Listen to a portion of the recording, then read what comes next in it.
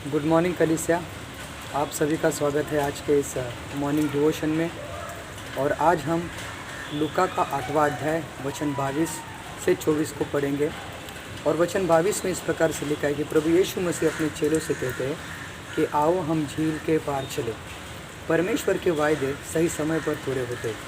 परमेश्वर अगर किसी चीज़ की हमें निश्चितता दिलाते हैं तो वह उसे पूरा करने की सामर्थ्य भी रखते हैं। वचन 22 को अगर हम अपने जीवन से जोड़ें तो मानो प्रभु यीशु मसीह इस प्रकार से कह रहे कि आओ हम अंधकार से ज्योति की ओर, मृत्यु से जीवन की ओर और नरक से स्वर्ग की ओर चले। क्या ही सुंदर वायदा है परमेश्वर का, और क्या यह सुंदर निश्चितता है जो परमेश्वर के द्वारा दी गई है। और फिर चेले और यीशु मसीह नाव में बैठे और उन्होंने नाव खोल दी।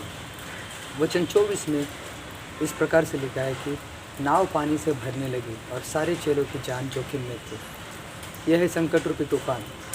जब हम प्रभु यीशु मसीह के पीछे चलने का निश्चय करते हैं, हम मन में ठान लेते हैं कि मैं आज से रोज़ प्रार्थना करूंगा, रोज़ बाइबल पढ़ूंगा, रोज़ आत्माओं को जीतूंगा, जो कोई मुझे मिलेगा मैं उसे प्रभु यीशु मसीह के बारे में बताऊंगा। तब शैतान हमें परेशान करने के लिए या हमें परमेश्वर से दूर करने के लिए हमारे जीवन में संकट रूपी तूफान लाता है। और हम सोचने लगते कि प्रभु जी, मैंने तो आपके पीछे चलने का निर्णय किया है, मैं तो आपकी सेवकाई करना चाहता हूँ, और ये क्या है। और यही सिचुएशन हुई है चेलों के साथ में। चेले भूल चुके हैं कि प्रभु यीशु मसीह ने उन्हें निश्चितता दी है कि आओ हम झील के पार चले। कुछ कलीसिया इस प्रकार से सिखाती है कि हम अपने उद्धार को खो सकते हैं, पवित्र आत्मा हमें छोड़ सकता है, लेकिन ये गलत शिक्षा है। प्रभु यीशु मसीह ने हमारे लिए क्रूस पर अपनी जान दी है ताकि हमें उद्धार प्राप्त हो सके, और हमारा उद्धार कोई भी छीन नहीं सकता।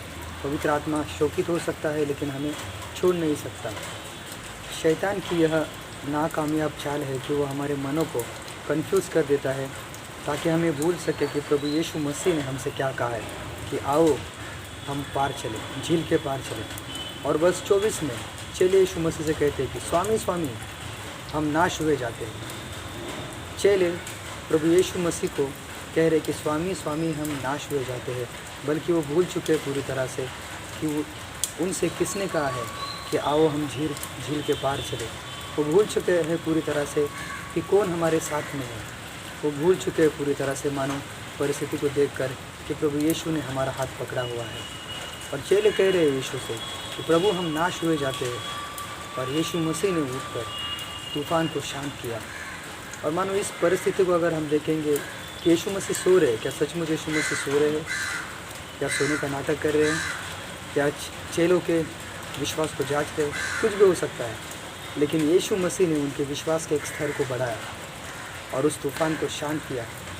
उसी प्रकार से जब हम परमेश्वर के पीछे चलने का निर्णय लेते हैं और हमारे जीवन में कोई परिस्थिति आती है, तो परमेश्वर मानो एक जगह पे खड़े होकर देख रहे हैं हमारे विश्वास के स्तर को, हम कितना विश्वास रखते हैं उसके ऊपर। और मैंने इन कुछ दिनों में मैंने इस चीज़ को बहुत नज़दीक से जाना है। अगर परमेश्वर ने हमारे जीवन को उसके कार्य के लिए चुना है तो वह उसका इस्तेमाल करना भी जानता है। वह जानता है कि कभी हमारे जीवन को उसके कार्य के लिए इस्तेमाल करना है, हमारे इस विश्वास के स्तर को बढ़ाना है, हमें परिपक्व करना है ताकि उसको महिमा मिल सके, परमेश्वर की महिमा हो सके। और हमें क्या करना है, हमें एक बात याद रखनी है कि हमारे साथ कौन है, किसने हमसे कहा है कि आओ हम झील के पार चले, किसने हमसे कहा है कि आओ हम अंधकार से ज्योति की ओर चले, आओ हम मृत्यु से जीवन की ओर चले, आओ हम नरक से स्वर्ग की ओर चले। प्रभु यीशु मसीह ने, जो पृथ्वी और स्वर्ग का निर्माण करता है। आमीन।